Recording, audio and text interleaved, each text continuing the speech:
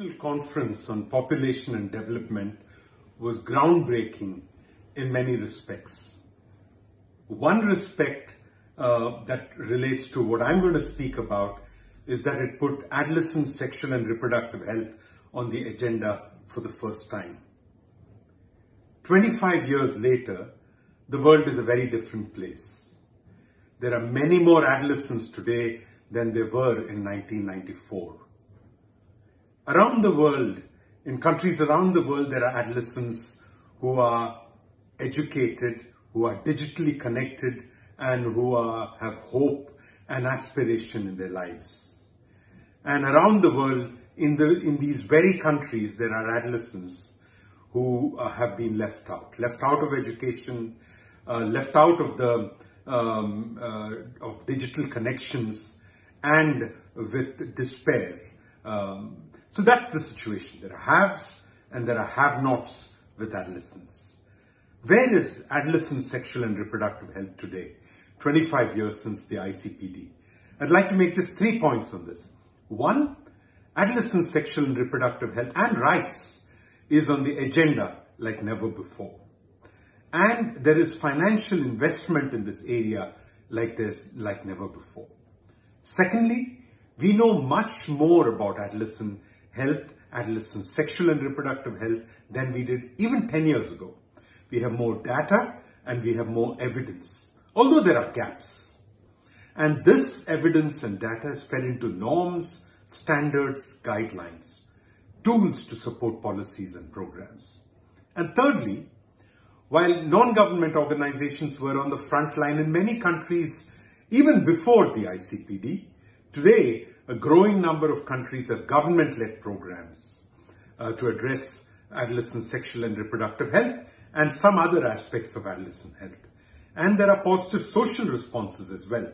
For example, to end child marriage and female genital mutilation, and also to address menstrual stigma.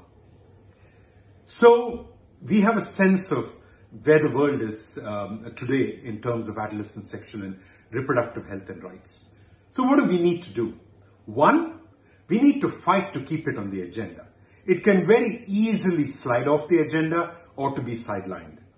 And as we fight to keep it on the agenda, we need to expand issues, not just issues such as child marriage, for which there is broad recognition that this needs to be ended, but also issues such as promoting safe abortion and providing comprehensive sexuality education.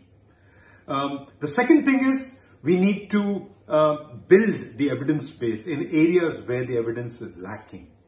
This is important. There are still gaps in our knowledge, particularly in how to take proven interventions to scale with quality and with equity. And finally, we need to strengthen policies, programs, and implementation. In many countries, policies and strategies are in place and have been in place for some time. The missing gap is implementation.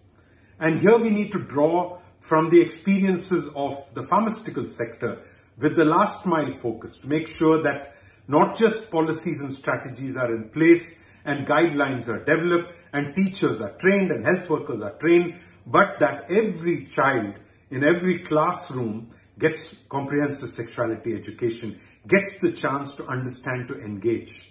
And every health worker treats every adolescent who walks into her or his clinic with respect and without negative judgment.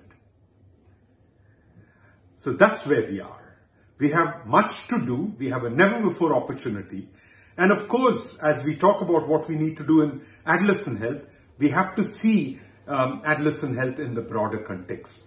We cannot improve the health of adolescents without taking into account the huge demographic changes that are taking place, the huge displacements of populations, sometimes for economic reasons, sometimes because of war and civil unrest, and at other times because of natural disasters.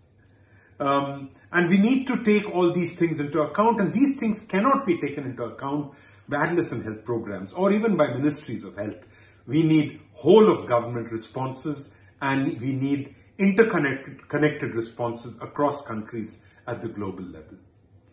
So that's where I'd like to leave you.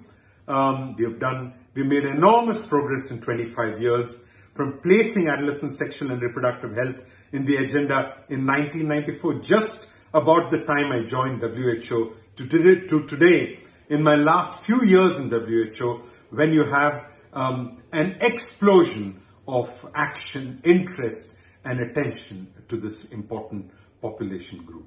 Thank you.